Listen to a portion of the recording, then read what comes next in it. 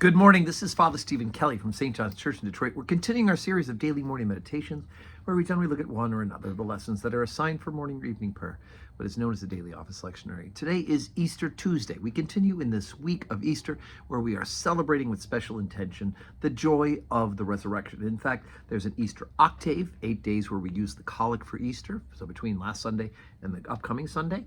And then, of course, the season of Easter is 40 days long, right? It'd be a shame for us to do 40 days of Lent and not have 40 days of celebration for Easter. So we're looking at, morning prayer has two great lessons. St. Paul's letter to the Thessalonians talks about the resurrection. The book of Daniel talks about the resurrection. But let's take a look at the second lesson assigned for evening prayer, and that is from John's Gospel, chapter 20, beginning at the 11th verse. But Mary stood without the sepulchre weeping, and as she wept, she stooped down and looked into the sepulchre, and seeth two angels in white sitting, the one at the head and the other at the feet, where the body of Jesus had lain. And they say unto her, Woman, why weepest thou? She saith unto them, Because they have taken away my Lord, and I know not where they have laid him.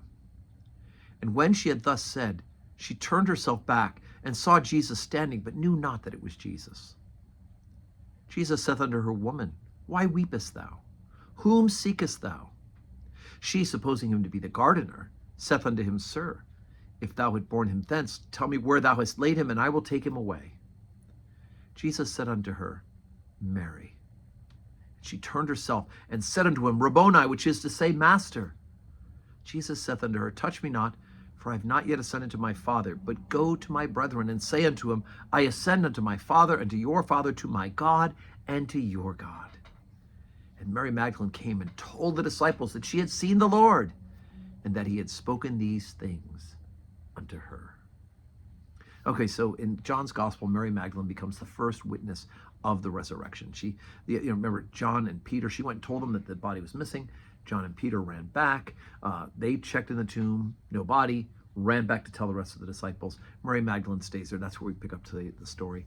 She looks in herself, sees that the tomb has two angels sitting there. I suppose she doesn't realize that they're angels.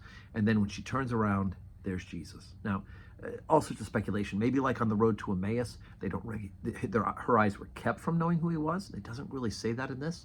I think a couple of things. One is you're coming out of a dark tomb, turning around to the light. Maybe the light was behind him. You couldn't see exactly where he was, who he was, because of the dark light being behind him. Also, I think it's probably credible to say that most likely he's the last person in the world she expected to see standing there alive. It makes perfect sense. She would think he was the caretaker, the gardener, and so she asks, where's the body? But she recognizes him. Just as we had the road to Emmaus where they recognized Jesus in the breaking of the bread, here Mary recognizes Jesus when he says her name, Mary Magdalene. And so, the Lord calls us all by name too. If we are familiar with his voice, if we've come to know him through scriptures, through the reception of the sacrament, well, of course, then we will recognize him when he speaks to us and calls to us. So, as I said, today's Easter Tuesday. We will have Holy Communion today at 12:15. So I hope you can join us. If not in person, join us on the live stream.